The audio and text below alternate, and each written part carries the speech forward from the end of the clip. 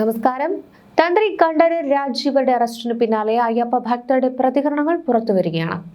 ഉപ്പ് തിന്നവൻ വെള്ളം കുടിക്കട്ടെ എന്നായിരുന്നു ഭക്തരുടെ പൊതുവെയുള്ള ഒരു പ്രതികരണം. തന്ത്രിയാണ് ഇത് ചെയ്തതെന്ന് തോന്നുന്നില്ല. ഓരോരുത്തരുടെ മനസ്സിൽ എന്തൊക്കെയാണെന്ന് നമുക്ക് അറിയാൻ പറ്റില്ല.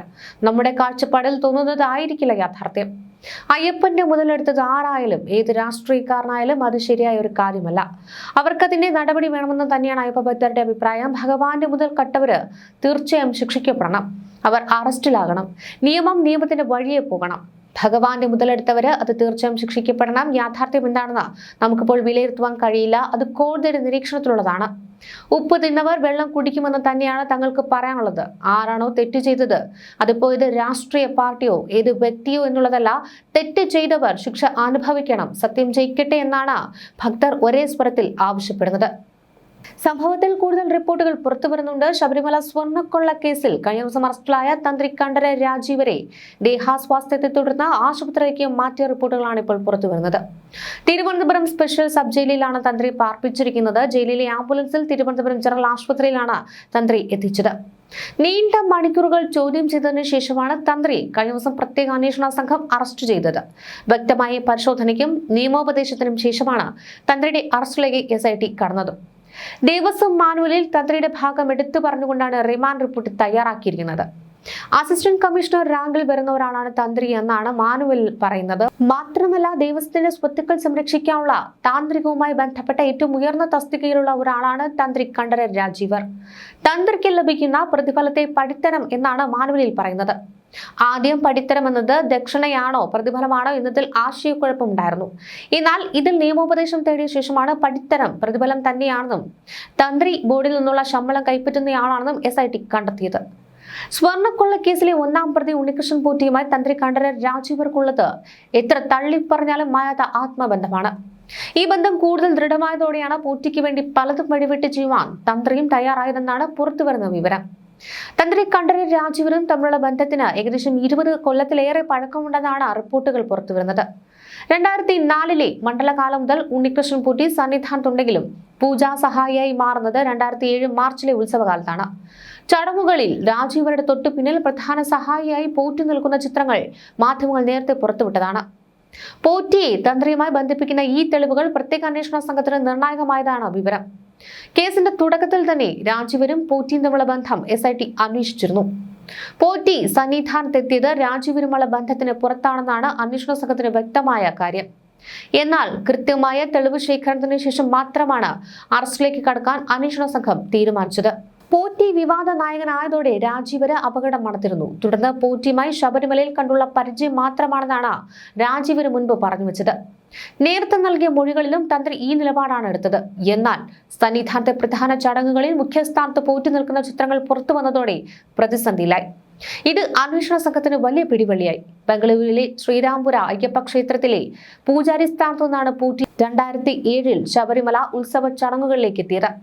താൻ സന്നിധാനത്തെത്തിയപ്പോൾ ഉണ്ണികൃഷ്ണൻ പോറ്റി തന്ത്രി രാജീവരുടെ മുറിയിൽ നിന്ന് ഇറങ്ങി വന്നാണ് സഹായിച്ചതെന്ന് സ്വർണ്ണക്കൊള്ള കേസിൽ അറസ്റ്റിലായ ബെല്ലാരി ഗോവർദ്ധൻ മൊഴി നൽകിയിരുന്നു. തന്ത്രിയുടെ തൊട്ടു പിന്നിൽ നിൽക്കുകയും അടുപ്പമുണ്ടാവുകയും ചെയ്തതോടെ പോറ്റി തട്ടിപ്പ് കാലത്ത് വളരുകയായിരുന്നുവെന്നാണ് നിഗമനം.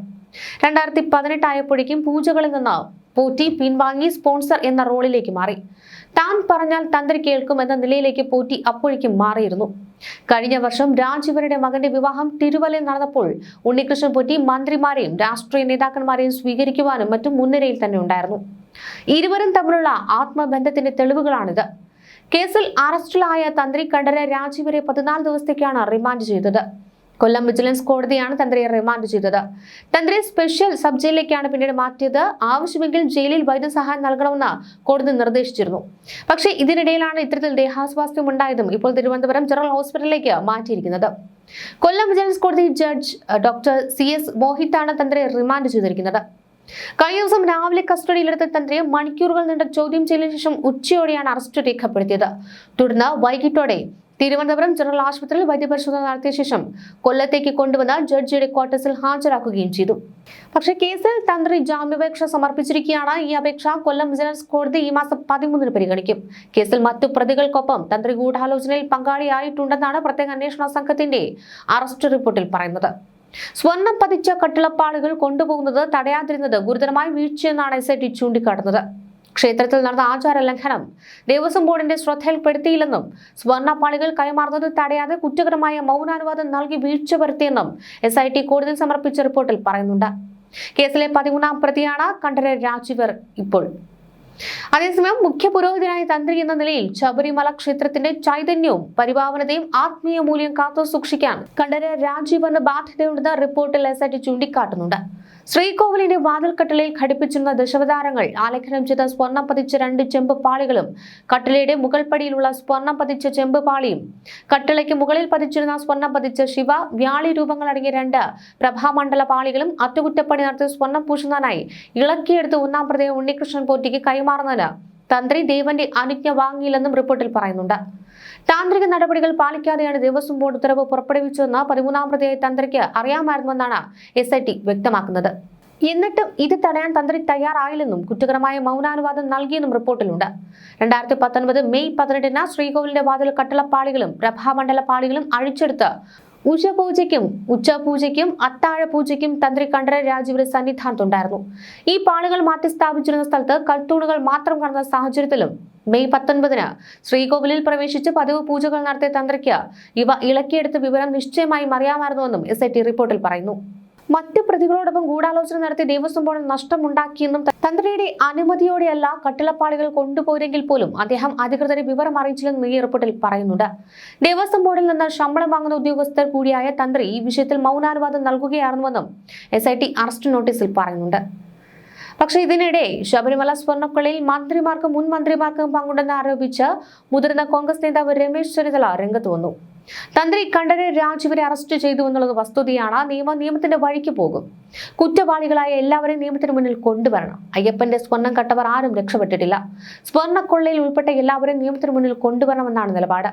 SIT അന്വേഷണം നടക്കട്ടെ, തീർപ്പ് കൽപ്പിക്കുന്നതിനുള്ള സമയമായിട്ടില്ലെന്ന് രമേശ് ചെന്നിത്തല പറഞ്ഞു. സ്വർണ്ണക്കൊള്ളയിൽ തന്ത്രിയെ മറയാക്കി മന്ത്രിയെ രക്ഷിക്കാനുള്ള ശ്രമമാണ് നടക്കുന്നതെന്നാണ് K മുരളീധരൻ പറഞ്ഞത്. എല്ലാം തന്ത്രിയിൽ അവസാനിക്കുമെന്ന് കരുതേണ്ട, എല്ലാ വിഷയങ്ങളും പുറത്തു വരട്ടെ എന്ന് മുരളീധരൻ മാധ്യമങ്ങളോട് പറഞ്ഞു. ദേവസ്വം ബോർഡ് ഭരണകർത്താക്കൾ വിചാരിച്ചാൽ മാത്രം സ്വർണം കടത്താൻ കഴിയില്ല. ഇത്രയും വലിയ കൊള്ള മന്ത്രി അറിഞ്ഞില്ല എന്ന് പറഞ്ഞാൽ ആര് വിശ്വസിക്കും? മന്ത്രിമാരെ രക്ഷിക്കാനുള്ള ശ്രമങ്ങൾ അംഗീകരിക്കില്ല. നിയമസഭ തുടങ്ങുമ്പോൾ കോൺഗ്രസ് നിയമസഭാ മാർച്ച് നടത്തും. സ്വർണ്ണക്കൊള്ളയിൽ കടകംപള്ളി സുരേന്ദ്രനെ ചോദ്യം ചെയ്തിട്ടെത്തായി. ബാക്കി കാര്യങ്ങൾ അറിയാൻ ജനങ്ങൾക്ക് അവകാശമുണ്ട്. തന്ത്രിയുടെ അറസ്റ്റിലെ ശരിയും തെറ്റും പറയുന്നില്ലെന്ന് മുരളീധരൻ വ്യക്തമാക്കി.